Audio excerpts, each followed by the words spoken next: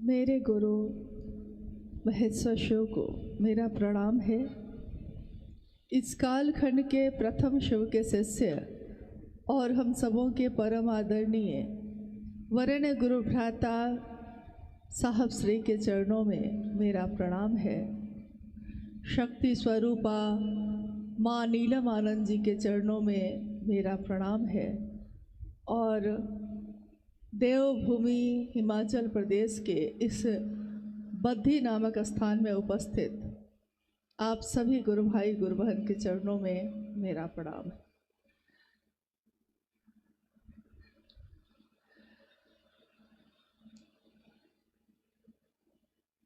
बद्धी का ये शिव गुरु चर्चा जो रखा गया आज, शिव गुरु महोत्सव, इसके पीछे पूर्व में बहुत लोगों की मेहनत और गुरु कार्य के प्रति लगन जो जगी है, उन्होंने जो महादेव के काम की व्याप्ति के लिए, महादेव के गुरु स्वरूप की व्याप्ति के लिए जन जन में जाकर ये संदेश देने का काम किया, आज उसी का परिणाम है कि हम आप इस स्थान पे बैठे हैं।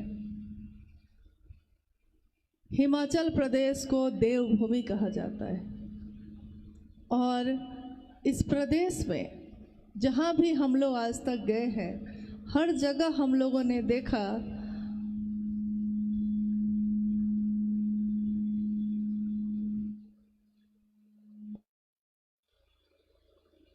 शिव की पूजा, नाग की पूजा, शक्ति की पूजा, यानी ये पूरा प्रदेश इन चीज़ों से पहले से ही भरा हुआ है। ऐसा नहीं है कि अलग से कुछ प्रयास करना है। जैसे ही हम लोग उनसे बात करते हैं, वो तुरंत ही महादेव को गुरु बनाने के लिए तैयार हो जाते हैं। तो अगर हम आप ये कहें कि हम महादेव के गुरु स्वरूप के प्रचार या प्रसार के लिए चल रहे हैं हम सब, तो एक पंक्ति याद आती है कवि पुष्यदंत की। साहब के मुख से ही पहली बार सुनी थी। उन्होंने कहा कि क्या खूब लिखा है उस कवि ने। उसने लिखा है कि पूरा समुद्र है, उसका जल, उसकी स्याही बनाई दी जाए। हिमालय जो पर्वत है, उसकी टिकिया घोल दी जाए उसमें। समुद्र के जल में इतना जल हो और हिमालय जैसा पर्वत टिकिया हो, उसको उस जल में घोल दिया जाए। स्वर्ग का जो वृक्ष है पारिजात, उस वृक्ष का टहनी लेखनी बना दी जाए उसकी। ये पूरी पृथ्वी, ये पूरी धरती कागज हो और माँ शारदा ज्ञान की देवी स्वयं बैठे और महेश्वर शिव की महिमा का गान लिखें।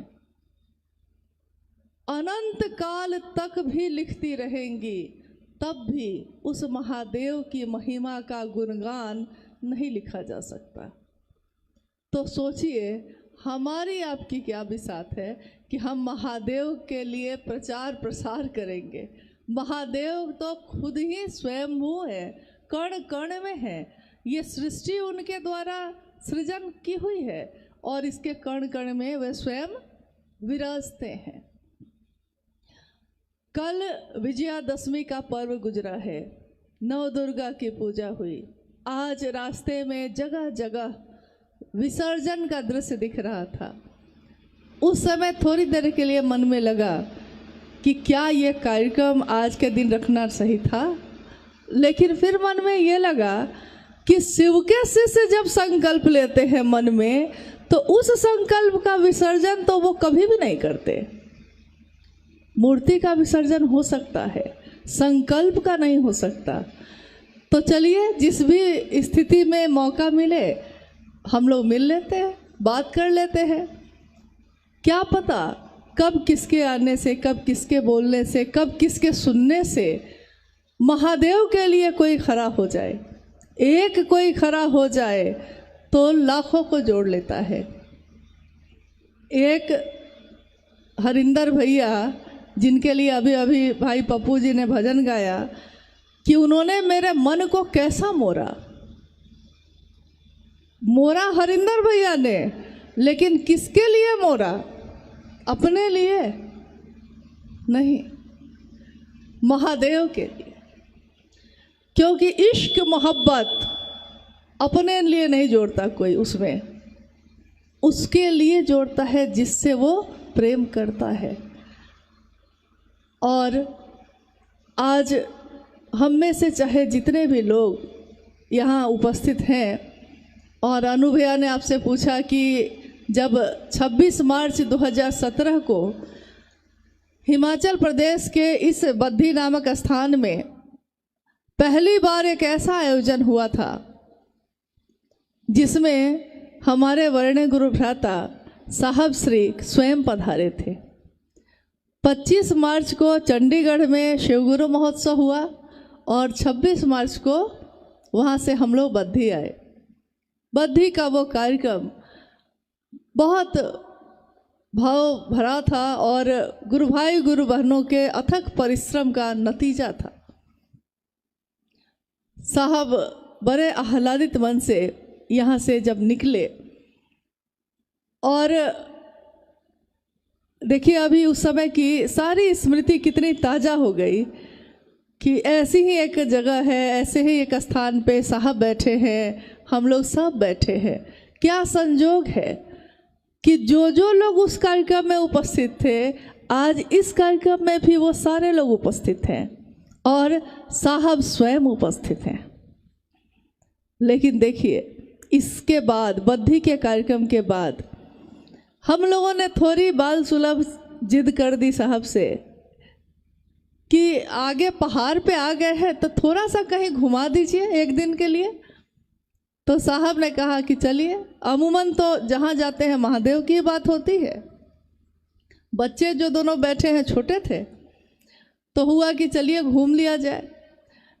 आपके ही इस क्षेत्र से थोड़ा आगे जाने पे धर्मपुर एक जगह है, सोलन से पहले है शायद, हाँ धर्मपुर।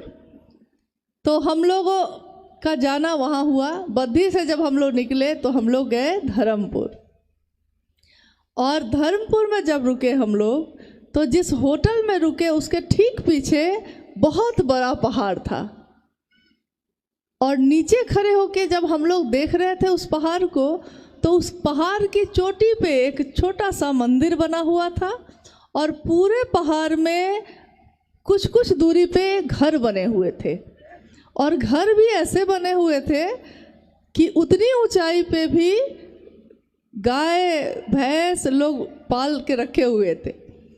तो हम लोगों ने सोचा कि ऊपर अगर जाना होगा तो कैसे जाएंगे। जब उस शाम में जब साहब के साथ हम लोग बैठे, तो साहब ने कहा, आप लोगों ने कहा कि घुमा दीजिए तो मैं ले आया, तो अब जाइए सारे लोग इस पहाड़ पे घूमिए। और घूमिए मतलब कार्ड लीजिए 3 सूत्र का, स्टिकर लीजिए, आइए भगवान शिव को अपना गुरु बनाए, और सारे लोग दिन भर महादेव का काम करके वापस आएंगे। हम में से कुछ गुरु भाई जो अभी उपस्थित हैं, हम लोग हंसे भी कि आप चढ़ पाइएगा कि नहीं, आप चढ़ पाइएगा कि नहीं।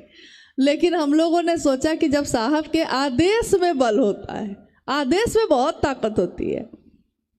अभ्यास नहीं है हम लोगों को पहाड़ पे चढ़ने का।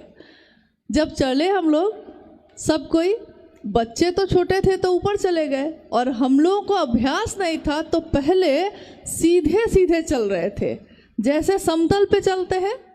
जैसे धरती पे यहाँ समतल है ना, तो यहाँ तो आप सीधा ही चलिएगा ना। तो जब सीधा चल रहे थे तो सामने एक छोटा सा घर था, उस घर में एक महिला खड़ी थी। उन्होंने कहा कि थोड़ा सा झुक जाइए आगे तो चढ़ना आसान हो जाएगा। देखिए किससे हम लोग क्या सीखते हैं। आप नहीं कह सकते कि हाँ हम तो बड़े ज्ञान वाले हैं, दूसरे के पास क्या ज्ञान है। कोई आपको कहीं भी कुछ भी सिखा सकता है। वो महिला अपने घर के दरवाजे पे खड़ी थी, थोड़ा सा पहाड़ पे, और कुछ लोग आगे चढ़ रहे थे, कुछ पीछे से आ रहे थे। तो मेरी सांस थोड़ी फूली, तो उस महिला ने मुझको कहा, चढ़ाई है तो थोड़ा झुक जाइए आगे, तो चढ़ने में आसानी होगी। और सही में जब थोड़ा आगे की तरफ झुक के चढ़े तो आसानी से चढ़ते चले गए और पूरी चोटी तक गए हम लोग, सारे लोग। हर घर पे आइए भगवान शिव को अपना गुरु बनाइए, इसका स्टिकर और इस बात का संदेश कि भगवान शिव मेरे गुरु हैं, आपके भी हो सकते हैं, इस बात का संदेश देकर बहुत आह्लादित मन से हम लोग वापस लौटे साहब के पास रिपोर्ट देने के लिए कि जो आदेश आपने दिया था वो काम करके आए हम लोग। और उस दिन मैंने ये सीखा, ये बोधात्मक ज्ञान हुआ। अभी तक तो किताबों में पढ़ते थे, अभी तक तो बुजुर्ग कहते हैं कि जो बड़ा होता है, जिस पेड़ में फल लगे होते हैं वो झुका होता है, बराबर इसमें होता है कि आप झुकिए। साहब ने कहा कि जो शिव के लिए झुकेगा वो सबके लिए झुकेगा। ये सब सुनते थे, लेकिन बोधात्मक ज्ञान यानी खुद पे बीते ऐसा ज्ञान तो उस समय तक नहीं था। उस दिन हुआ कि सच है, जिस तरह शरीर को चढ़ाई पे चढ़ाने के लिए झुकने से रास्ता तय करना आसान हो जाता है, वैसे ही महादेव के काम के लिए चलने पर इस दुनिया में थोड़ा झुकना पड़े तो झुक जाइए। ये मत सोचिएगा कि झुकना मतलब कमजोरी होती है, झुकना कभी भी कमजोरी नहीं होती है। झुकना इस बात का परिचायक होती है कि आपने चढ़ाई चढ़ने का तरीका सीख लिया है, आपने सीख लिया है कि धरती के लोग आपसे कभी भी हमेशा खुश नहीं रह सकते, लेकिन महादेव के साथ अगर हमारा मन जुड़ेगा तो हमारा मन हमेशा आनंद में रहेगा। आज का ये शिव गुरु महोत्सव जो इतने सालों के बाद 2017 के बाद आज 2024 में फिर से घटित हो रहा है, इसमें भी संदेश वही है, आदि गुरु शिव, विश्व गुरु शिव, जगत गुरु शिव को अपना गुरु बनाइए। और हमारे आध्यात्मिक ग्रंथ, हमारे आध्यात्मिक साहित्य में ये बातें प्रचलित है कि शिव आदि गुरु हैं। आदि का मतलब क्या होता है? आदि का मतलब होता है जहाँ से शुरुआत हुई हो, जहाँ से प्रारंभ हुआ हो। हम कहते हैं ना, ये है आदि, ये है अनंत, आदि अनंत शिव कहते हैं, आदि गुरु। तो जब आदि गुरु शिव होंगे तो प्रश्न उठेगा कि तब तो कोई शिष्य भी होगा। जब उस दिन गुरु हुए हैं शिव, तो उस दिन भी कोई शिष्य बना होगा। हम और आप इस युग में शिष्य बने। हम कहते हैं साहब हरिंद्रानंद जी को प्रणाम करते हुए कि इस युग के प्रथम शिव के शिष्य को हम नमन करते हैं। लेकिन जब शिव का गुरु स्वरूप आया होगा, आदि गुरु का, तो उस समय उनका शिष्य कौन था?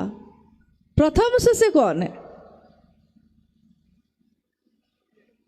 किसी से सुना है आपने? कभी सुना है? नहीं सुना है। अभी अभी जिनकी विजयादशमी आपने की है, तंत्र साहित्य यह कहता है कि आदि गुरु शिव की प्रथम शिष्या माँ भवानी स्वयं है। ज्ञान युक्त शक्ति, ज्ञान युक्त भक्ति अगर जगत में उतरता है तो उसका सृजन होता है, परिमार्जन होता है। इसीलिए शिव की शक्तियों के सारे स्वरूप ये दिखाते हैं कि जब जब आदमी के मन में अहंकार होता है या महिषासुर जैसी प्रवृत्ति बढ़ती है, महिषासुर मतलब महिष की तरह, भैंसे का सिर जो है, जैसे भैंसे की मोटी बुद्धि जैसा बुद्धि अगर किसी की हो जाए, उसका मर्दन कौन करता है? शिव की शक्तियाँ। लेकिन वो शिव की शक्तियाँ ज्ञान युक्त शक्ति होती है। केवल शक्ति होगी तो विध्वंस करेगी, लेकिन अगर ज्ञान युक्त शक्ति होगी तो सृजन करेगी, और संहार भी इसीलिए करेगी ताकि नव सृजन हो। अगर विसर्जन आज है तो घर घर में उस कलश की स्थापना हुई है, माँ दुर्गा की जय हुई है। यानी शिव जो जगत गुरु हैं, उनका शिष्य होकर, जिस तरह माँ भवानी ने भी शिव का शिष्य होकर ज्ञान लिया, हम और आप भी इंसान हैं और हमको भी अगर ज्ञान लेना होगा तो शिष्य बनना होगा। हम कह सकते हैं कि गुरु भगवान है, तो भगवान गुरु क्यों नहीं, साहब ने कहा, लेकिन वो भगवान जब हैं और उनकी पूजा करके उन पे जल चढ़ा के हमारी मनोकामना पूरी होती है, तो हम क्यों नहीं जल चढ़ा के ही अपनी मनोकामना पूरी कर लें? हम क्यों महादेव को अपना गुरु बनाएं? लेकिन मुझको लगता है कि इस एक उदाहरण से ही हमारे मन के ये भ्रम दूर हो गए होंगे कि जब माँ भवानी को भी ज्ञान के लिए शिष्या ही बनना पड़ा, तो हमको आपको भी ज्ञान के लिए शिष्य बनना होगा। ईश्वर के रूप में वो सारी मनोकामनाओं की पूर्ति कर सकते हैं, लेकिन गुरु के रूप में जब तक हम शिष्य का भाव नहीं देंगे, गुरु भाव तो है, शिष्य भाव नहीं होगा तो गुरु दया करेंगे तो किस पे करेंगे? कोई पात्र होना चाहिए ना। मान लीजिए पानी एक जगह से चल रहा है, नल में पानी है, नल खोल दिया आपने, पानी गिर रहा है, लेकिन उस पानी को संभालने के लिए कोई पात्र होना चाहिए कि नहीं? बाल्टी, कटोरा, ग्लास, मग, कुछ भी तो हम लेकर जाते हैं ना। महादेव से दया मांगते हैं, और महादेव दया करे तो किस पे करे? साहब ने कहा शिष्य पर करे। हम अपने गुरु को पुकारते तो हैं, लेकिन उनको पुकारने के साथ साथ अनेक तरह के भाव लेकर खड़े होते हैं। कोई पत्नी बन के खड़ा है, कोई माँ बन के खड़ा है, कोई पति बन के खड़ा है, कोई पुत्र बन के खड़ा है, लेकिन शिष्य बनकर कौन खड़ा है? दुनिया में रहते हुए दुनिया का होकर रह जाना, ऐसा मत करना। ये साहब की वाणी है कि दुनिया में तो रहिए आप। महादेव ने ये दुनिया बनाई है तो किसके लिए बनाई है? हमारे आपके लिए बनाई, तो इसका भोग करना है, लेकिन भोग करते करते भुक्त नहीं हो जाना है। शिष्यानुभूति की एक पंक्ति है कि भोगाधिपति बनकर भोग तो करिए आप, लेकिन भुक्त मत हो जाइएगा। मतलब घर बनाया है रहने के लिए तो घर में रहिए, लेकिन घर की दीवार थोड़ी गंदी हो जाए तो मन घोर हो जाता है। कपड़ा खरीद के पहनने के लिए खरीदा है तो पहनिए, लेकिन कपड़े में थोड़ा सा खरोंच लग जाए तो मन घोर हो जाता है। गाड़ी खरीदी थी अपने भोग के लिए, उसमें थोड़ी सी ठोकर लग जाए मन घोर हो जाता है। यानी सुविधा के लिए, भोग के लिए चीज़ें हैं, हम लेते हैं, लेकिन भुक्त हो जाते हैं। भोग को भोग की तरह भोग कर और छोड़ देना, ये साहब ने सिखाया। शिव का शिष्य होगा तो कैसा होगा? वो ऐसा ही होगा जैसा उन्होंने अपने आचरण से सिखाया। गुरु आचार्येंद्र होते हैं, अपने आचरण से सिखाते हैं। आपको लगता होगा कि जिस साहब की बात हम लोग सुनते रहे हैं सालों साल से, दूर से उनका दर्शन करते रहे हैं, जब वो सामान्य दिनों में अपने घर में बैठते होंगे तो तब उनका आचरण कैसा होता होगा? ये तो मन में आता होगा कभी ना कभी। कल रात में हम लोग बैठ के जब ये बात कर रहे थे, उस समय हमारे साथ आए हुए कुछ गुरु भाई तो यहाँ थे मदद के लिए, और भाई शोभेंद्र जी वहाँ थे। तो बात होते होते एक बात निकली कि उन्होंने कहा कि साहब के पास जब भी हम लोग बैठते थे तो साहब जैसे पीतल का कोई सामान है उसको साफ करना है, तो उनके लिए ये बड़ा आसान था कि वो किसी को कहते कि पीतल का सामान है, ब्रश पॉलिश लाओ और साफ करो। लेकिन उन्होंने कभी भी ये नहीं किया। उन्होंने पहला टुकड़ा खुद उठाया, उसको साफ करके दिखाया कि देखो ऐसे किया जाता है, और अब तुम करो। मुझको याद है कि जब शाम में वो ऑफिस से आते तो पेड़ पौधे और फूल पत्तियों का बड़ा शौक उनको रहा है हमेशा। तो वो कहते हैं कि कटर लेकर चलो जो सूख गया है उसको काट के अलग करो, जो हरा है उसमें खाद पानी दिया जाए। यानी कि उन्होंने कर कर के बताया, ये नहीं कि आदेश दे दिया, खुद नहीं किया, दूसरे को आदेश दे दिया, खुद नहीं किया, ऐसा काम उन्होंने कभी नहीं किया। गुरु और शिष्य की बात जब उन्होंने शुरू की तब भी उन्होंने यही कहा कि मैंने परीक्षा की है, आपकी परीक्षा प्रार्थनीय है। शिव आज भी गुरु हैं, ये मैंने परीक्षा कर ली है, आपकी परीक्षा प्रार्थनीय है। यानी हम प्रार्थना करते हैं कि आप भी परीक्षा करके देख लीजिए। आप क्यों ये कहिएगा कि हाँ इनके कहने पे मैंने किया है, आप खुद करके देखिए कि परिणाम मिलता है कि नहीं। 3 सूत्रों पे बात हो रही थी। बहुत एक सामान्य सी बात हम आपस में करते हैं कि महादेव के गुरु स्वरूप को, जगत गुरु शिव को अपना गुरु बनाना है, शिष्य बनना है, और 3 सूत्र करने से ये रास्ता आपके लिए आसान हो जाएगा। मन ही मन उस गुरु से दया मांगना, हे शिव आप मेरे गुरु हैं, मैं आपका शिष्य हूँ, मुझ शिष्य पर दया कर दीजिए। शिव की चर्चा करना, शिव की बात करना, कहते हैं जिसकी बात आप सबसे ज़्यादा करिए आपका मन, आपका चेहरा भी वैसा ही हो जाता है। आपने देखा होगा हमारे आसपास बहुत लोग रहते हैं, जो जैसी बात करता है सबसे ज़्यादा उसके चेहरे पे वो बात, वो भाव सबसे ज़्यादा दिखने लगता है। अगर घर में कोई ऐसा हो जो क्रोधित हो, हर बात में क्रोध करता है, तो उसका चेहरा हमेशा क्रोधित जैसा हो जाएगा। कोई अगर हंसता रहता है तो वो चुप भी रहेगा तो लगेगा जैसे हंस रहा है, क्योंकि उसका स्वभाव है हंसना। यानी जिसकी बात, जिस काम को हम सबसे ज़्यादा करते हैं, हमारा मन, हमारा वचन, हमारा कर्म भी वैसा ही होने लगता है।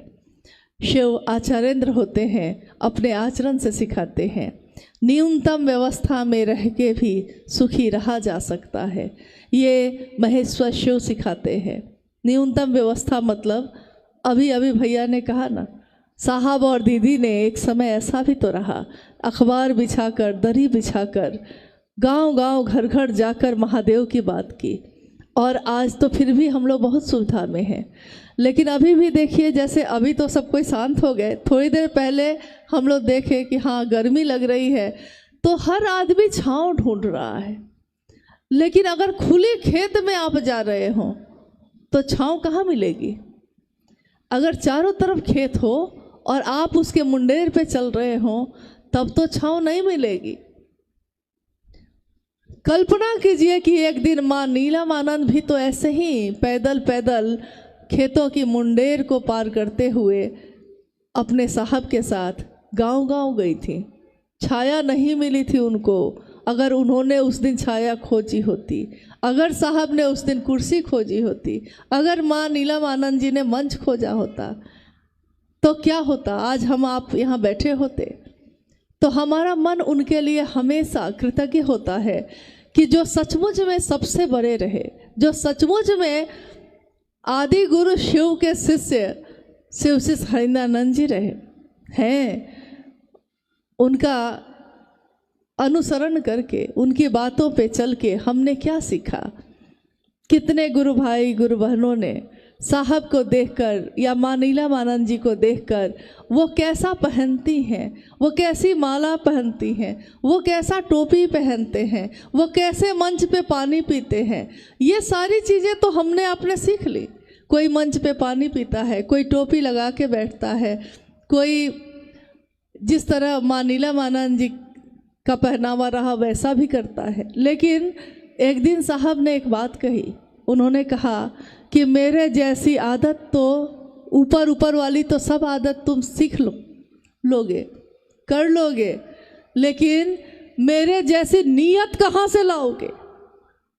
मैंने शिव के लिए शिव को चाहा है, ये कैसे लाओगे? ये वैसे ही ला सकते हो जब महादेव को पुकारोगे महादेव के लिए। महादेव भी कहते हैं हमेशा मतलब से ही आते हो, अरे कभी मिलने भी आ जाया करो। तो उन्होंने कहा महादेव के लिए महादेव को चाहो। कामनाओं के लिए तो धरती आज तक चाहती ही रही उनको। क्या महादेव ने कामना पूरी नहीं की? की है। उसके बाद भी कोई खुश नहीं। एक कामना पूरी हुई तो बहुत अच्छे हैं महादेव, दूसरी कामना पूरी नहीं हुई तो महादेव आप अच्छे नहीं हैं, हम आपको छोड़ के अब दूसरे को लेंगे। यानी थोड़ी सी कमी हो जाए कुछ तो तुरंत हम उस रिश्ते को तोड़ लेते हैं। निर्भर तो निर्भय, निर्भर मतलब हम पूरी तरह जब किसी पे निर्भर हो जाते हैं तब महादेव कहते हैं कि अब मैं तुमको निर्भय करूँगा। निर्भय मतलब जहाँ कोई भय नहीं, किसी बात का भय नहीं। लोग छोड़ देंगे, लोग मुझको चाहेंगे न चाहें, चाहें तब भी ठीक न चाहें तब भी ठीक, जगह दे तब भी ठीक ना दे तब भी ठीक, प्रणाम पाती हो तब भी ठीक ना हो तब भी ठीक। यानी इससे कोई फर्क नहीं पड़ता, कोई भय नहीं, कोई संशय नहीं। देखिए एक घटना और है, अभी इसी पंक्ति पे याद आ गई। रांची में साहब आए हुए थे, देवघर में उस समय रहा करते थे वो। रांची में आए तो आसपास के कुछ गुरु भाई गुरु बहन उनसे मिलने आए, तो काफ़ी संख्या में लोग बैठे थे सामने, और साहब ने कहा कि कहिए किसी को कुछ कहना है तो कहे।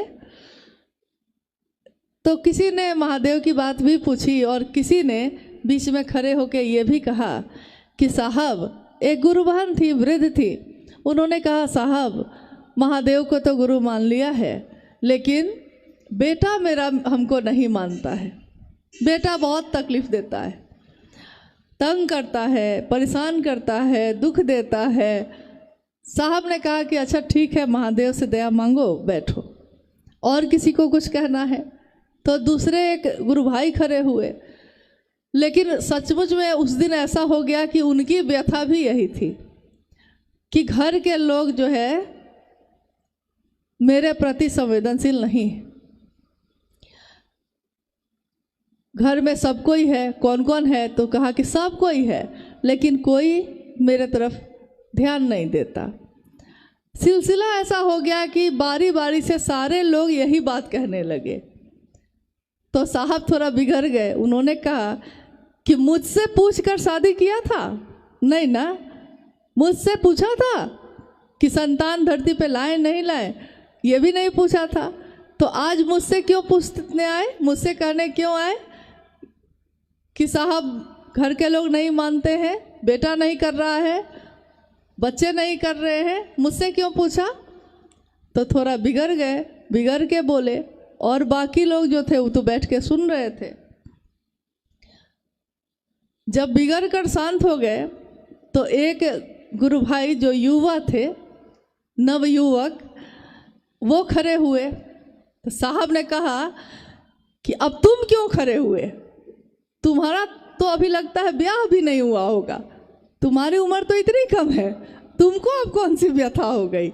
तो उसने कहा हाथ जोड़ के कि साहब मैं ये पूछने के लिए खड़ा हुआ हूँ कि मैं शादी करूँ कि नहीं करूँ आप जो कहेंगे वही करेंगे, शादी आपसे पूछ के करेंगे तो बाकी का भी सारा मामला आप ही को देखना पड़ेगा साहब जो इतने क्रोध में अभी थे एकदम हंसने लगे।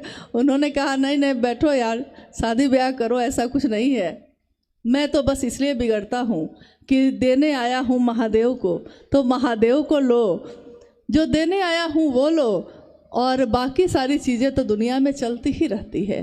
शिव भी अगर शरीर में आएंगे तो काल उन पे भी लागू होगा, शिव भी अगर शरीर में उतरेंगे इस धरती पे तो सारे चक्र से, सुख और दुख के सारे चक्र से उनको भी गुजरना पड़ेगा। इसलिए इस बात की परवाह ना करो कि दुनिया क्या देती है, इस बात की परवाह करो कि महादेव से मिलकर क्या मिलेगा हमको, महादेव को अपना बनाकर क्या मिलेगा। क्योंकि हर चीज़ हम लोग नाप तौल के करते हैं, हमको लगता है कि ये काम हम करेंगे तब जब इससे हमको कुछ मिलेगा, क्या मिलेगा। और महादेव की बात पे जब नाप तौल करने शुरू करते हैं तो तराजू का एक पलड़ा इतना भारी होता है, इतना भारी होता है कि बाकी सारे पलड़े हल्के हो जाते हैं। मतलब महादेव का भाव धीरे धीरे इतना भारी हो जाता है कि जगत के रिश्ते हल्के हो जाते हैं। जगत में रिश्ते हैं, प्यार है, मोहब्बत है, परिवार है, समाज है, सब है, लेकिन महादेव सबसे ऊपर, उसके बाद ही कोई और है। आइए आज अगर कोई जिज्ञासा आई है तो हम लोग उस पर भी थोड़ी देर बात कर ले, क्योंकि थोड़ा कष्ट में तो आप लोग हैं। साहब दीदी भले रहे, लेकिन उन्होंने कभी नहीं चाहा कि दूसरे कोई भी कष्ट में रहे। आप सोचिए तो, माँ नीलमानंद जी ने कहा कि आपके रास्ते पे आने वाले कांटों को मैं चुन लूँगी, छाया बनकर आपके साथ रहूँगी, बशर्ते गुरु कार्य में बेईमानी नहीं। ये बात कितने साल पहले उन्होंने कही। तो उन्होंने तो चाहा कि हमेशा छाया आपको मिलती रहे, हमेशा आपके रास्ते के कांटे हटे रहे, फूलों में बदलते रहे। आइए कोई जिज्ञासा है तो उस पर हम लोग बात करें। जिज्ञासा है, आज की कालगत पूजा पद्धति, आज की कालगत पूजा पद्धति और आज चल रही शिव शिष्यता में क्या अंतर है, कृपया बताया जाए। आज की पूजा पद्धति, हाँ, जो कालगत पूजा पद्धति, हाँ, जिज्ञासा ये है, इसका जो भावार्थ है कि आज तत्कालीन जो समय चल रहा है उसमें पूजा की जो पद्धति है, देवी देवताओं की हम पूजा तो करते हैं ना, घर घर में करते हैं। हमारे गाँव में जो घर है उसमें कुल देवता भी हैं, कुल देवी भी हैं, मंदिर है, अलग अलग देवी देवताओं की मूर्तियां हैं, तस्वीरें हैं, प्रतीक हैं। तो प्रश्न ये है कि अभी वर्तमान में जो पूजा पद्धति चल रही है हमारे समाज में, हमारे घरों में, उसमें और शिव की चर्चा में क्या अंतर है? क्या अंतर है? इतना ही अंतर है कि शिव की पूजा या अन्य देवी देवताओं की पूजा पद्धति में कर्म कांड तो सारे हैं, यानी हम बैठ के पूजा तो करते हैं, लेकिन हमारा मन रहता है हम लोग के तरफ, मतलब जहाँ मेरा जन्म हुआ उस तरफ गांव में और शहर में भी एक कहावत बड़ी प्रसिद्ध है कि बैठल बानी पूजा पर अब मन बा भूजा पर। मतलब कि पूजा पे बैठे हुए भी मेरा मन कहाँ है, तो भूजा पे है, मतलब कि बाजार में घूम रहा है। बैठे हैं पूजा पे, अब मन घूम रहा है बाजार में। तो कर्मकांड तो सारे हैं, जल चढ़ाए, पूजा करने बैठे हैं, अगरबत्ती जलाए, दिया जलाए, फल चढ़ाए, फूल चढ़ाए, मिठाई चढ़ाए, पुआ चढ़ाए, सब कुछ है। लेकिन ये सारा कार्यक्रम करने के बाद बीच में जो सबसे ज़रूरी चीज़ है वो उसमें शामिल ही नहीं है। सबसे ज़रूरी क्या है उसमें? अगर महादेव भाव सत्ता है तो उनको सबसे ज़्यादा वो ग्रहण क्या करते हैं? भाव ना। लेकिन भाव नहीं है, फल है, फूल है, जल है, मिठाई है, और भाव नहीं है, एकाग्र नहीं हो रहे, शांत होकर उनके प्रति एकाग्र नहीं हो पा रहे। बैठे हैं, आरती कर रहे हैं, उस समय भी अगर कोलाहल है तो ध्यान पूरा हमारा उस पे है कि कौन क्या कर रहा है, क्या बोल रहा है। और उसके उलट आप शिव चर्चा में अब आइए। शिव की चर्चा, शिव की चर्चा मतलब शिव की चर्चा, शिव की बात। हम अपने प्रतिदिन के जीवन में बहुत तरह की बात करते हैं और उसी में एक बात और करते हैं, शिव चर्चा भी करते हैं, यानी शिव की बात करते हैं। शिव की बात करते करते करते करते एक दिन ऐसा हो जाता है कि अब हम बात नहीं कर रहे हैं, अगर बोल भी नहीं रहे हैं, लेकिन मेरे मन में वही बात चल रही है जो हम बोलते हैं। हम सुन नहीं रहे हैं बैठ के, लेकिन मेरे मन में वही बात चल रही है जो अभी 1 घंटा जिसको सुने हैं हम, यानी शिव चर्चा। शिव की बात ही मेरे मन में घूमने लगे, आवृत्ति करने लगे बार बार। शोर में, कंपनी में काम करते हुए, फैक्ट्री में काम करते हुए, चौक चौराहे के शोर गुल में खड़े होकर, और उस समय भी अगर हमको महादेव याद आते हैं तो उससे बड़ा साधु कौन होगा, उससे बड़ा ऋषि कौन होगा, जिसने कुछ भी छोड़ा नहीं, जो पहाड़ पे जाके तपस्या करने नहीं बैठा, जिसने अपने गृहस्थ आश्रम को नहीं छोड़ा, कुछ भी छोड़ा नहीं, सबके बीच रहते हुए, और तब महादेव याद आते हैं, पल प्रतिपल याद आते हैं। तो शिव की चर्चा, शिव की पूजा का हाईटेक रूप है।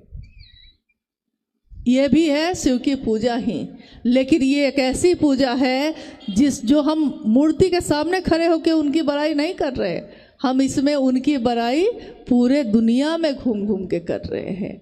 महादेव को तो मालूम ही है कि वो कर्पूर गौरम है, करुणावतारम है, उनको पता है, दुनिया को नहीं पता है। बताना ही है तो दुनिया को बताइए, और दुनिया को बताने में खुद को भी जान लेना है, खुद भी समझ लेना है। यानी किसी को स्टेशन पहुंचाने जाइएगा तो आप स्टेशन पहुंचिएगा कि नहीं। अगर किसी को ये मैदान नहीं देखा हुआ है और कोई कहता है कि भैया दीदी जाइएगा तो ज़रा हमको भी ले लीजिएगा, क्योंकि हमको नहीं देखा हुआ है, वो आपको पहुंचाने आया है, लेकिन आपको पहुंचाने में वो भी पहुंचा कि नहीं पहुंचा। महादेव के तरफ हम और आप चल रहे हैं अगर, तो हम किसी को प्रेरित करते हैं कि आप भी शिव के तरफ चलिए, उनको पहुंचाने में मेरा मन पहुंचेगा कि नहीं। आप में से या हम में से, हम सब की ये अनुभूति है, और ये अनुभूति बहुत गहरी है। कितनी बार ऐसा हुआ होगा आपके जीवन में कि किसी ने कोई जिज्ञासा कर दी होगी, सामने से कुछ पूछा होगा, कुछ भी पूछ सकता है, पूछा होगा कि भाई नमः शिवाय क्यों करें, ओम नमः शिवाय क्यों नहीं करें, शिव को गुरु क्यों माने, भगवान के रूप में क्यों नहीं माने, शिव को ही गुरु क्यों माने, अन्य देवी देवता को क्यों नहीं माने, इस तरह के अनेक प्रश्न। और महादेव से दया मांगकर आपने उस प्रश्न का उत्तर दिया होगा, दे दिया आपने उत्तर, दे भी दिया, वो संतुष्ट भी हो गया, उसने अपने नाम की घोषणा भी करा ली, वो चला भी गया, और अब आप बैठे हैं और आप सोच रहे हैं कि अभी अभी जो उत्तर मैंने दिया है, ये उत्तर मैंने कहीं पढ़ा था, ये हम लोगों ने कहीं पढ़ा नहीं था, ये किसी से सुना था तो नहीं, सुना भी नहीं था, न पढ़ा था न सुना था, तो ये आया कहाँ से उत्तर। यही साहब ने कहा, आध्यात्म, खुद की खोज। तुम कौन हो, मैं कौन हूँ, तुम्हारी दोनों आंखें ना रहे तब भी तुम रहोगे कि नहीं, तुम्हारे दोनों हाथ ना रहे तब भी तुम रहोगे कि नहीं, तुम्हारा ये पूरा शरीर छत विछत हो जाए तब भी तुम रहोगे कि नहीं। तो हाँ, रहेंगे। ये कौन है जो कहता है कि हाँ रहूँगा, ये कौन है जो बोलता है अंदर से। ये शरीर तो नहीं बोल रहा, ये कोई है जो बोल रहा है, ये कोई है जो आपसे करवा ले रहा है, ये कोई है जो आपसे कहवा ले रहा है। आप अनजान जगह पे खड़े होते हैं और मदद मिल जाती है। जब चारों तरफ से मदद खत्म हो जाती है तब मदद मिलती है। जब तक हम किसी पे निर्भर रहते हैं तब तक नहीं मिलती है, जब वो निर्भरता खत्म हो जाती है तब मिलती है। झारखंड में जंगल है, बहुत जंगल है, वहाँ भी पहाड़ जंगल बहुत है। गुरु बहन लोग टोली बनाकर जाती हैं 10-20 के संख्या में मिलकर, जंगल के अंदर अंदर गांव है उसमें शिव चर्चा करने। सवारी नहीं मिलती वहाँ, जल्दी सवारी नहीं मिलती है, कोई खड़े रहते हैं, खड़े रहती है, बोलती है कि अचानक ही कोई सवारी आ जाती है और खुद ही रोक के ऑटो वाला पूछता है कि बहन जी जाना है, चलिए पहुँचा दे, पहुँचा भी देता है, चला भी जाता है। कुछ पता नहीं है कहाँ से आया था, तो पता ही नहीं है कि कहाँ से आए कहाँ को जाएंगे। ये एक ऐसा रहस्य है, ये एक ऐसी ज्ञान की स्थिति है जिसमें आदमी जाए तो डूबता ही चला जाता है, पता नहीं चलता उसको। लोग कहते हैं कि प्याज को छिलके को छीलिए, एक को छिलिए दूसरा छिलका है, दूसरे को छिलिए तीसरा है, छीलते छीलते प्याज खत्म हो जाएगा लेकिन पता नहीं चलेगा कि प्याज है क्या। ज्ञान भी ऐसा ही है, ज्ञान अज्ञान ये सब तो दुनिया के लिए है।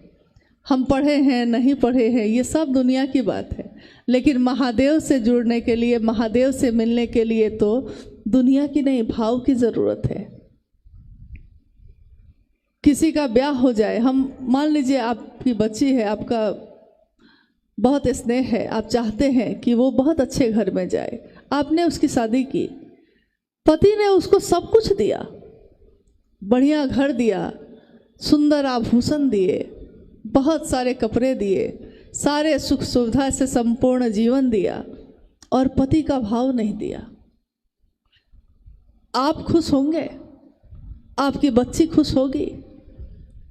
उसके पास सब कुछ है, जो संसार में सुविधा होती है वो सब है, लेकिन जिस पति के रिश्ते को जोड़कर वो जाती है, वो पति भाव नहीं दे रहा, पति का भाव नहीं दे रहा, बस इतना ही हुआ है। लेकिन एक पति का भाव नहीं मिला तो सारी दुनिया बेकार उसके लिए। महादेव की पूजा हो या देवी देवताओं की पूजा हो, उस पूजा में हमने सारा कुछ सुंदर से सजा दिया और मन का भाव ही नहीं दिया, तो मन का भाव ही जब नहीं दिया तो ये पूजा बेकार, क्योंकि इस पूजा में तो भाव ही नहीं। तो जब एक संसार के रिश्ते में भाव नहीं मिले तो हमारा दिल टूट जाता है, और वो तो पारलौकिक सत्ता है, आध्यात्मिक अक्षय स्रोत जहाँ से है सारी ऊर्जाओं का, वो इतने सूक्ष्म है, इतने सूक्ष्म है कि जितना सूक्ष्म कोई होगा उतनी ही दूरी बढ़ जाती है। रास्ते में एक जगह पे, इसी पहाड़ पे एक टेलीस्कोप लगा के कुछ लोग खड़े थे और कह रहे थे, शिमला में कह रहे थे कि यहाँ से हम लोग बहुत किलोमीटर दूर एक जो है किला है उसको दिखाते हैं, और इंडिया और चाइना का बॉर्डर है वो भी दिखाते हैं। हम लोगों ने कहा कि भाई जा पाएंगे कि नहीं जा पाएंगे, कि चलिए बच्चे हैं देख लो भाई, इंडिया और चाइना का जो बॉर्डर है अगर यहीं से दिख रहा है तो देख लो।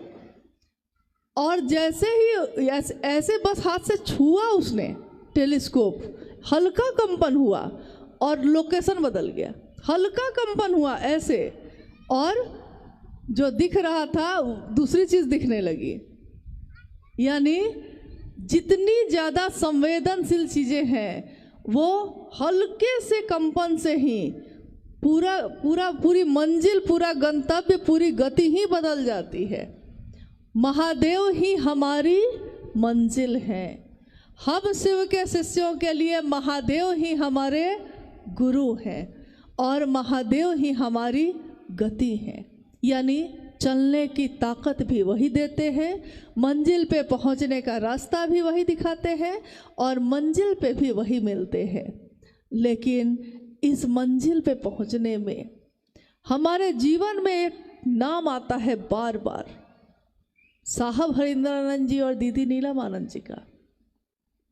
साहब ने कहा, इसको भी बहुत लोगों ने दूसरे अर्थ में लिया। साहब ने कहा बार बार कि मैं हूँ सजनी मील का पत्थर, अंक पढ़ो चुपचाप पधारो, मत आरोपो अपनेपन को, मत मुझ पर देवत्व उतारो। ये एक माखन लाल चतुर्वेदी की कविता है। उसकी इस पंक्ति को साहब ने बहुत बार शिव चर्चाओं में भी कहा। उनके कहने का तात्पर्य ये था कि मैं मील का वो पत्थर हूँ जो आपको रास्ता दिखाता है, कहाँ तक पहुँचे हैं और आगे कितना जाना है। यहाँ से अगर आप चंडीगढ़ जाइए तो रास्ते में मील का पत्थर सड़क के किनारे होता है ना, पत्थर जिसमें लिखा रहता है 50 किलोमीटर है चंडीगढ़, और 1 किलोमीटर तो दूरी कम होती जाती है। लेकिन वो पत्थर हर जगह मिलता है आपको, हर किलोमीटर पे वो पत्थर है लगा हुआ, और उस पर लिखा है कि दूरी हमने कितनी तय की है। यहाँ से भी अगर महादेव के तरफ चल रहे हैं और साहब कह रहे हैं कि मैं हूँ सजनी मील का पत्थर, अंक पढ़ो चुपचाप पधारो। साहब कह रहे हैं कि अगर मुझको पकड़ के बैठ जाओगे तो महादेव तक नहीं पहुँचोगे। तो इस पंक्ति को तो लोगों ने समझ लिया, हाँ ठीक कह रहे हैं साहब, आपको पकड़ लेंगे तो महादेव छूट जाएंगे। लेकिन वो भूल गए कि मील का पत्थर यहाँ जो दिखा रहा है 50 किलोमीटर, जब मंजिल पे पहुँचिएगा तो वहाँ भी मील का पत्थर मिलेगा 0 किलोमीटर लिखा हुआ, लेकिन मिलेगा वहाँ भी, मिलेगा कि नहीं? तो शिव के शिष्यता में साहब हरिंद्रानंद जी के दिशा निर्देश और आदेश के बाहर क्या है? शिष्य वही जो गुरु के अनुशासन में रहने योग्य हो, और गुरु वही जो शिष्य के अविकसित मन पे उतरकर, उस स्तर पे उतरकर, अविकसित मन के स्तर पे उतरकर और तब ज्ञान देने की जिम्मेदारी वहन करते हैं। हमारे बच्चे जब छोटे छोटे होते हैं तो हम अपने बच्चों को पढ़ाने के लिए मास्टर रखते हैं, आपने भी रखा होगा। बच्चा अगर दूसरा में पढ़ रहा है तो कम से कम BA पास या मैट्रिक पास आदमी को हम लोग मास्टर के रूप में रखते हैं। मान लीजिए कोई BA पास आदमी मेरे दूसरे क्लास में पढ़ने वाले बच्चे को पढ़ाने आता है, वो क्या पढ़ाता है? अपने BA की पढ़ाई पढ़ाता है उसको, या वो बच्चा जो समझ सकता है उस स्तर पे आके पढ़ाता है? क्या पढ़ाता है? जो बच्चा सीखेगा उतने में ना, अ क यही सिखाते हैं ना, A B, लकीर ऐसे खींचो, लकीर ऐसे खींचो, शब्द है ये, वाक्य है ये, यानी धीरे धीरे धीरे धीरे उसके स्तर पे उतरकर और तब ज्ञान देते देते देते देते धीरे धीरे स्तर फिर बढ़ेगा भी। दूसरा से वो तीसरा क्लास में जाएगा, चौथा में जाएगा, 5वां में जाएगा, 10वां पास करेगा, BA पास करेगा, और एक दिन वो मास्टर जितना पढ़ लेगा। लेकिन जिस दिन वो BA पास मास्टर आए थे उसके पास, उन शिक्षक ने, उस मास्टर ने उस बच्चे के मानसिक स्तर पे उतरकर उसको ज्ञान दिया। शैक्षणिक ज्ञान, आध्यात्मिक ज्ञान, यानी आध्यात्म की धरती पे चलने का ज्ञान। जब शिव मेरे आपके गुरु होंगे तो वो महादेव भगवान हैं, क्या नहीं है? वो भगवान सिर्फ थोड़ा ही, भगवान एक रूप में थोड़ा ही है, एक ऐसी सत्ता। अन्य देवी देवताओं में एक रूप होते हैं, 2 रूप होते हैं, 4-5 रूप होंगे, लेकिन शिव के रूपों का तो वर्णन ही नहीं खत्म होता। शिव के स्वरूप की बात जब शुरू होती है तो खत्म ही नहीं होती। न आदि का अंत पता चलता है, न अंत का पता चलता है। यानी क्या नहीं है वो? महाकाल भी वही, महामृत्युंजय भी वही, उमा के पति भी वही, और निहंगी शमशानी भी वही, मारने वाले भी वही, मारकर खाने वाले भी वही। क्या नहीं है ईश्वर के रूप में वो?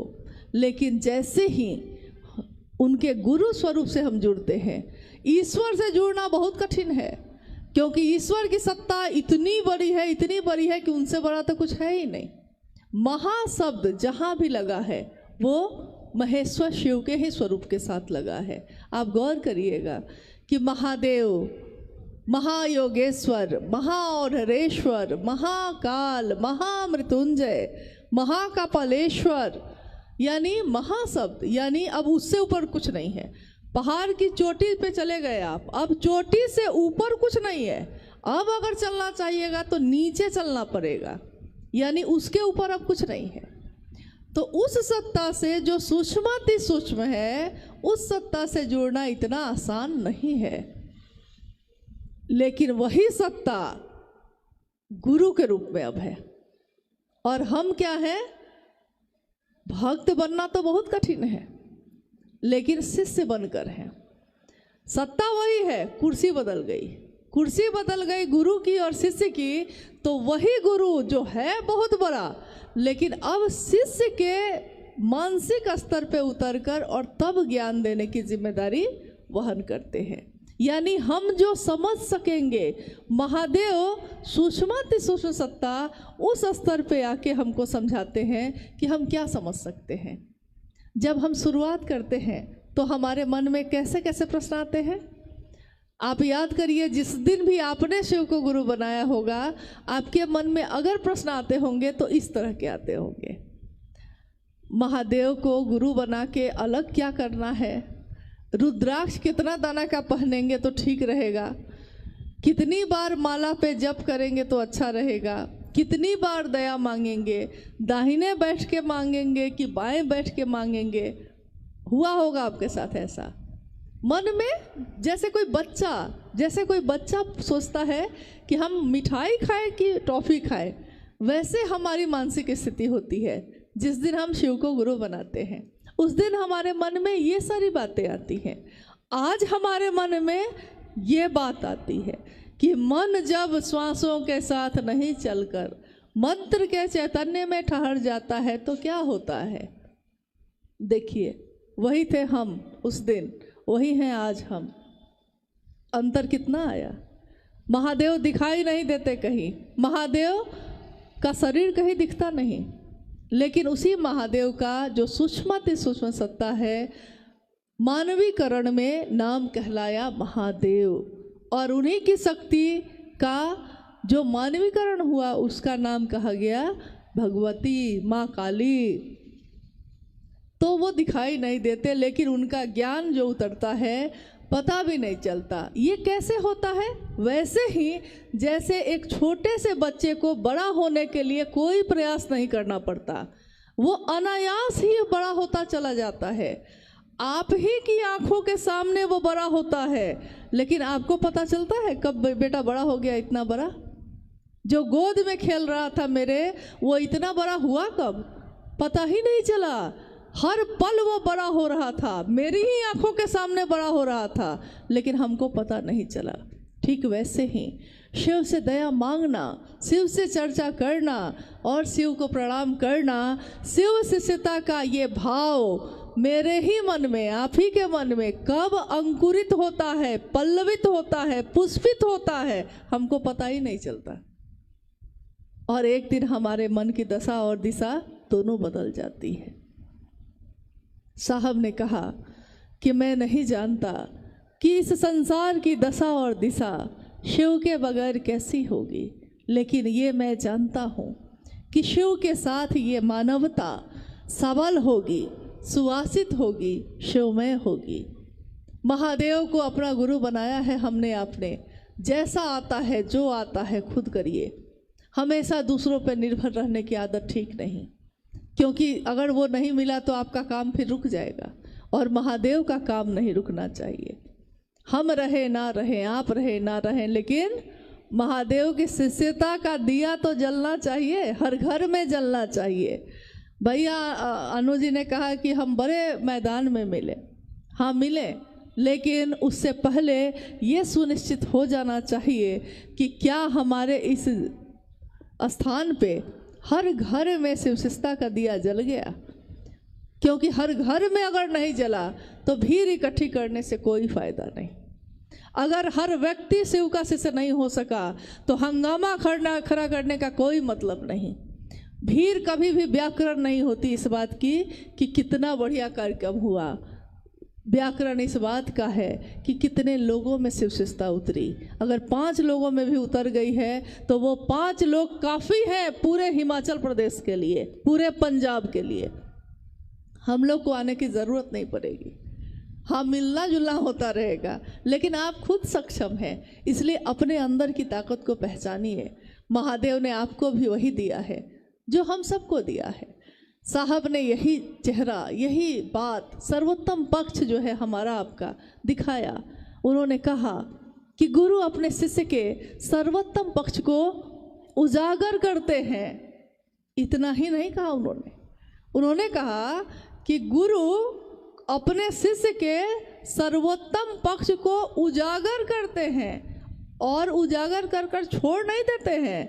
उजागर करके परमात्मा से उसका ऐक्य सुनिश्चित करते हैं, परमात्मा से मिलाने तक की जिम्मेदारी वहन करते हैं। सिर्फ ऐसा करके छोड़ नहीं देते।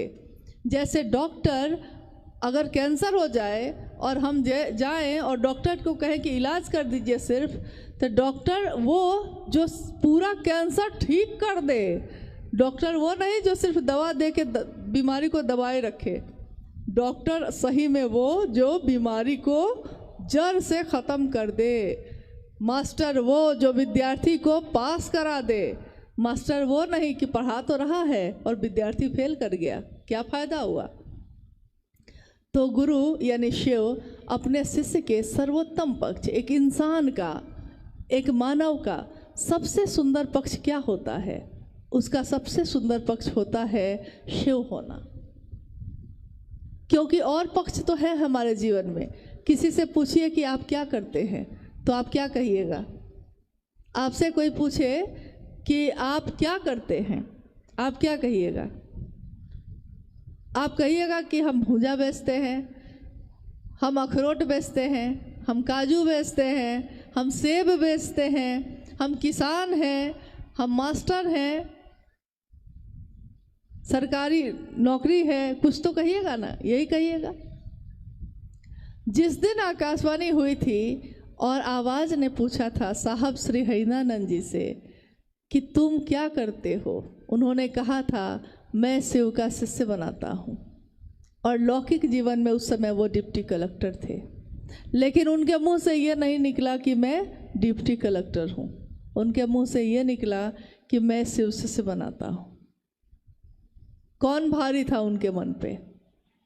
उनकी नौकरी, उनका पद, उनकी प्रसिद्धि नहीं। उनके मन पे भारी था कि मैं महादेव की बात करता हूँ, दूसरों को शिव का शिष्य बनाता हूँ। लेकिन तुम जो करते हो दूसरों को करने के लिए नहीं कह रहे हो, आवाज़ ने फिर से कहा।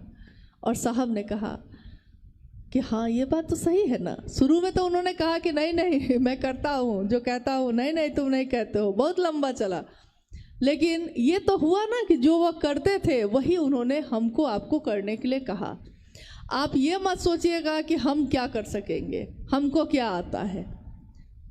सिर्फ उनकी बात पे भरोसा करिए, जो उन्होंने कहा है उतना ही भर करिए, उससे ज़्यादा कुछ करने की ज़रूरत नहीं। शिव की शिष्यता में इससे ज़्यादा कुछ करने की ज़रूरत नहीं। बस आप इतना भर करिए कि भैया हमको जो आता है सो मैंने आपको बताया, आप भी दूसरे को कहिएगा। महादेव से दया मांगिए, महादेव की चर्चा थोड़ा कर लीजिएगा और महादेव को प्रणाम कर लीजिएगा। जैसा आएगा वैसा ही कर लीजिएगा। ये मत सोचिएगा कि हमको संस्कृत नहीं आती है, हमको मंत्र जप करने नहीं आता, हमको पूजा करने की विधि नहीं आती, तो हम कैसे करेंगे। आप सोचिएगा कि जैसा आता है, जो आता है। आप ये बताइए, हमारे घर में मेरे पिता भी, आपके पिता भी होंगे, आपके भाई बहन भी होंगे, मेरे भाई बहन भी हैं। जिसके घर में जिसको जैसा खाना बनाने आता है वैसा ही ना बनाते हैं। आप रोज़ पड़ोसी को बुला के लाते हैं उसके लिए कि मेरे घर के लोगों के लिए तुम खाना बना दो, ऐसा करते हैं हम लोग? नहीं करते हैं। बहुत लोग घर की सफाई बहुत अच्छे से करते हैं और बहुत लोग खराब से करते हैं, लेकिन जैसा आता है खुद करते हैं। वो दूसरे को बुला के नहीं लाते रोज कि मेरा घर जरा साफ कर दो। मेरा मेरा मेरा, सुबह से चर्चा में बार बार यही शब्द प्रयोग किया गया है। मेरे गुरु शिव, जैसा हमको आता है हम वैसा ही करेंगे, खुद करेंगे। चर्चा करने नहीं आती है तो तीनों सूत्र बोल के उतर जाएंगे। एक दिन तो आएगा, कुछ तो आएगा, जो मेरे मन में आएगा महादेव के लिए हम वही बात बोलेंगे। जो हृदय में है वही बोलिए, अपने मन को खोलिए और हृदय में जो महादेव की दया बरसती है उसी को लोगों को बोलिए, उसी का प्रभाव हो जाएगा। आप ये कभी मत सोचिए कि बहुत सुंदर शिव चर्चा करने वाले कोई भैया दीदी हैं तो वो आएंगे तब होगा, ऐसा कभी नहीं होता। कोई सुंदर बोल सकता है। इसी पे साहब ने एक घटना बताई थी। उन्होंने कहा था कि एक मास्टर जो पढ़ा रहा था क्लास में, इंजीनियरिंग का कॉलेज था और वो क्लास कर रहा था। साहब ने कहा कि मैंने बाहर से देखा उसको बोर्ड पे पढ़ाते हुए कि गाड़ी जो है चलती कैसे है, गाड़ी कैसे चलती है, इसको वो पढ़ा रहा है। लेकिन जब वो बाहर आया तो साहब ने कहा कि आप तो गाड़ी कब से चला रहे हैं? तो उसने कहा कि मैं गाड़ी तो कभी मैंने चलाया नहीं। तो साहब ने कहा कि आपने इतना सुंदर बताया है, एक एक चीज़ के लिए बताया है कि गाड़ी कैसे चलती है, इंजन कैसे काम करता है, पैडल कैसे मारते हैं, ब्रेक कैसे मारते हैं, आपने सब बताया। तब आप कैसे ये कह रहे हैं कि आपको गाड़ी चलाने नहीं आती? उन्होंने कहा मैं पढ़ाता हूँ लेकिन चलाता नहीं हूँ। तो साहब ने उस दिन कहा कि उस घटना के बाद मैंने सीखा कि कोई ज़रूरी नहीं है कि कोई शिव चर्चा बहुत सुंदर करता है तो वो शिव का शिष्य भी होगा। हो सकता है वो सिखाता होगा अच्छा, लेकिन सीखता नहीं होगा अच्छा, ये हो सकता है। इसलिए कभी भी इस बात के भरोसे बहुत नहीं रहना है हम लोग को कि कौन बहुत अच्छा बोलता है, कौन बहुत अच्छा, जैसा आता है हम खुद करेंगे। तो आज के इस कार्यक्रम में आप सबों से ये वादा लेना चाहते हैं, अगर आप दे सकते हैं तो। साहब ने कभी कुछ नहीं मांगा किसी से, अपने पूरे जीवन में पान की एक खिल्ली भी नहीं खाई, और मांगा भी तो क्या मांगा, मांगा कहा कि अगर मुझको दे सकते हो तो एक शिव का शिष्य देना। शिव शिष्यता की घोषणा जहाँ भी होती है साहब की उपस्थिति वहाँ होती ही होती है, क्योंकि शिव की शिष्यता में उनके प्राण बसते हैं। हमारे साहब ने हम सबके जीवन की दशा और दिशा को बदल दिया। हम उनको कुछ नहीं दे सके, हमारे पास कुछ नहीं था, हम क्या दे सकते थे, लेकिन उन्होंने जो करुणा बरसाई है उस करुणा का कोई हिसाब नहीं। माँ की ममता का कोई कर्ज नहीं उतारा जा सकता, और शिव की शिष्यता का दान जिसने दिया हो उसके बदले में शिव का ही दान दे दिया। उसके बदले में हम लोग उनको क्या दे सके? कुछ भी नहीं। हम अगर सोचते हैं कि वो शरीर में होते तो ऐसा होता कि सब ठीक होता, नहीं। शरीर में रहने पे भी जो गड़बड़ थे उस समय भी गड़बड़ थे, आज भी हैं। जो सही थे उस समय भी सही थे, आज भी हैं और हमेशा रहेंगे। शिव के शिष्यता की मूल धारा हमेशा पावन है, पावन ही रहेगी। रास्ते की गंदगियां उसमें शामिल होंगी, लेकिन उन गंदगियों से इस पावन मूल धारा पे कोई प्रभाव नहीं पड़ेगा। शिव कैसे से अपने साहब और दीदी की उंगली थामे, अपने साहब और दीदी के संकल्प को बार बार याद करते हुए अपने गुरु शिव की महिमा का गान अपने इस जीवन में पल प्रतिपल करते ही रहेंगे। चाहे वो किसी भी स्थिति में होंगे, मजदूरी करते हुए, रिक्शा चलाते हुए, या बहुत बड़ी कंपनी के मालिक बन के भी, किसी भी स्थिति में जो शिव का शिष्य होगा वो अपने शिव के शिष्यता का प्रसार करता ही रहेगा। ये कभी बंद नहीं होगा, और किसी के लाख चाहने से भी ये कारवां अब कहाँ रुकना है। अकेले चले थे साहब, एक दिन लोग मिलते गए, कारवां बनता गया, और आज ये कारवां इतना बड़ा है कि जिसकी गिनती आप नहीं कर सकते। लेकिन काम बहुत बाकी है, काम बहुत बाकी है। हम लोग सिर्फ इस बात के लिए खुश नहीं हो सकते कि जब एक कार्यक्रम हो तब तो हम लोग इकट्ठे हो जाते हैं, लेकिन जब आप थोड़ा सा निकलिए बाहर और आप देखिए कि कितने लोग ऐसे खड़े हैं जो इंतज़ार में हैं, प्रतीक्षा में हैं, आप कब आइएगा उनके पास, आप कब बोलिएगा। हम अपने अपने चर्चा स्थलों पे, साप्ताहिक चर्चा स्थलों पे हर सप्ताह जाते हैं, 10 के 10 आदमी ही फिर से जाते हैं, उतनी ही बात करते हैं, लौट आते हैं। साप्ताहिक चर्चा स्थल साहब ने शुरू किया था जब, उनकी मंशा ये थी कि साप्ताहिक चर्चा स्थल पे सप्ताह में बाकी 6 दिन हम लोग जो नए लोगों को जोड़ेंगे, उन लोगों को आने के लिए उसमें प्रेरित करेंगे ताकि वो आए, और ये संख्या बढ़ती चली जाएगी। 50 होंगे, 100 होंगे, 100 होंगे तो 2 जगह करिए, मतलब ये सिलसिला चले, इसके लिए उन्होंने शुरू की थी। 1 दिवसीय कार्यक्रम शुरू हुए, बहुत सारे हुए। जब 100-200 आदमी की घोषणा हो जाती तो साहब स्वयं जाते उस जगह पे। आज तो फिर भी हजारों में है, लेकिन आप ये सोचिए कि संख्या बढ़े, मतलब संख्या मतलब ये नहीं भीड़ बढ़े, संख्या बढ़े मतलब शिव शिष्यता बढ़े। भीड़ कभी भी व्याकरण नहीं होती किसी भी चीज़ का। शिव की शिष्यता उतरे लोगों में, इसके लिए झुकना है तो झुकिएगा। हम लोगों से भी कोई बात का दुख अगर आपको हुआ हो तो क्षमा करिएगा, अपना गुरु भाई, अपनी गुरु बहन समझकर। लेकिन एक वादा है कि अपने गुरु के काम में हम लोग मिलते ही रहेंगे, हमेशा अपने साहब दीदी की बातों को दोहराते ही रहेंगे और महादेव के तरफ चलते ही रहेंगे। इसमें गति है, इसमें मंजिल है और इसमें बल है, क्योंकि आदेश गुरु का स्वयं है।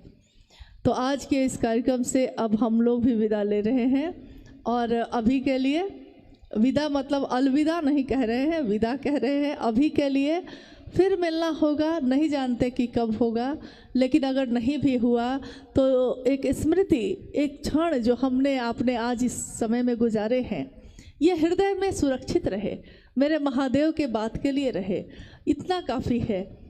हम लोग अपने गुरु के राह में बढ़ते रहें, साहब दीदी के संकल्प को पूरा करते रहें, दुनिया शिवमय हो, हर जगह पे जगह जगह महादेव कोई बोल रहा हो और शिव का शिष्य बन रहा हो, ये दृश्य हमारी आंखों के सामने घटता रहे, हम भी उसके भागीदार बने रहे और साहब और दीदी उसके साक्षी बने रहें, शिव के गुरु स्वरूप की उपस्थिति उसमें मौजूद रहे। इतना इस जीवन के लिए क्या, कितने जीवन के लिए काफ़ी हैं। चलिए अपने गुरु शिव के चरणों में नमन करते हुए आज की इस जो शिव चर्चा आपने बहुत मेहनत से रखी है, क्योंकि एक कार्यक्रम एक दिन के लिए कुछ घंटों के लिए होता है, लोग उस क्षण को सिर्फ देखते हैं, इसके पीछे किसने कितनी मेहनत की है, कितने सालों की मेहनत रही होगी, कोई नहीं जानता। कौन यहाँ आया होगा, किसने ये बात बढ़ाई होगी, किसने ये किया होगा, ये भी कोई नहीं जानता। लेकिन साहब ने सबको ये अधिकार दिया कि हर व्यक्ति, चाहे वो किसी भी जाति धर्म का हो, किसी भी वर्ण संप्रदाय का हो, किसी भी प्रदेश का हो, शिव का शिष्य हो सकता है, परमात्मा पथ का पथिक हो सकता है। ये अधिकार आज तक हर व्यक्ति को संसार ने नहीं दिया था, ये हम सबको मिला, ये हमारा सौभाग्य है। आप में से, हम में से कितने लोगों ने शिव के शिष्य साहब हरिनानंद जी को इन आँखों से देखा है, सुना है, तो जो सुना है उनसे, जो देखा है उनमें, वो लोगों में बांटिए, ताकि शिव शिष्यता और बढ़े, शिव के गुरु स्वरूप की व्याप्ति जन जन में हो। इसी कामना के साथ कि ये कार्यक्रम जो आयोजित हुआ है, उसका जो मकसद है, जो उद्देश्य है, वो पूरा हो। अपने गुरु शिव के चरणों में प्रणाम करती हूँ और आप सभी के चरणों में भी मेरा नमन है।